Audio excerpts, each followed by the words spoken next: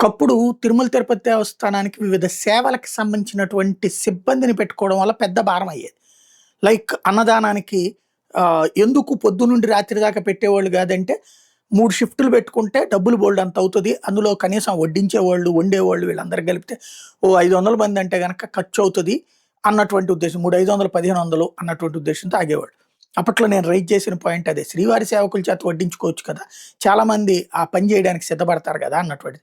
అన్నదానం అప్పట్లో ఏది టోకెన్స్ ఇచ్చి పెట్టుకునేటప్పుడు నేను రైజ్ చేసిన పాయింట్ అదే. వాళ్ళు ఈ భారం అన్నప్పుడు నేను రైజ్ చేసిన పాయింట్ అదే. అప్పుడు అన్నదానానికి సంబంధించినటువంటి ఆ సిస్టమ్‌లో శ్రీవారి సేవకులను పెట్టడం బిగిన్ చేశాక ఇప్పుడు కొంతమంది టీటీడీ తరపున ఔట్‌సోర్సింగ్ స్టాఫ్ ఉంటారు. మిగతా వాళ్ళందరూ గూడా శ్రీవారి సేవకులు.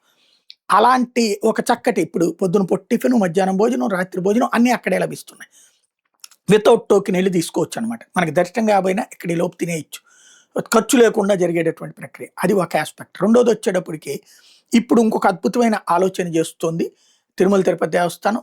డాక్టర్లకి అట్లాంటి సేవ చేసుకునేటటువంటి అవకాశం.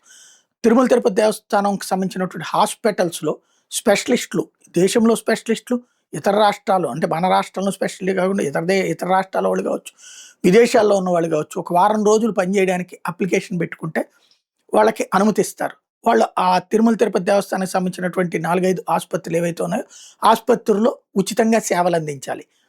తద్వారా భక్తులు, అలాగే దేశవ్యాప్తంగా ఉన్నటువంటి పేదలైనటువంటి భక్తులకి శ్రీవారి తరపున ఉచితంగా వైద్య సేవలు అందించినటువంటి ఘనత టీటీడీకి.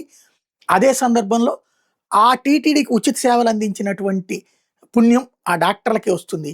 ఇందుకు గాను డాక్టర్లకి వాళ్ళ కుటుంబంతో కలిసి ఒకరోజు బ్రేక్ దర్శనానికి అవకాశం కల్పించేటటువంటి నిర్ణయం తీసుకుంది. చాలా అద్భుతమైనటువంటి ఆలోచన.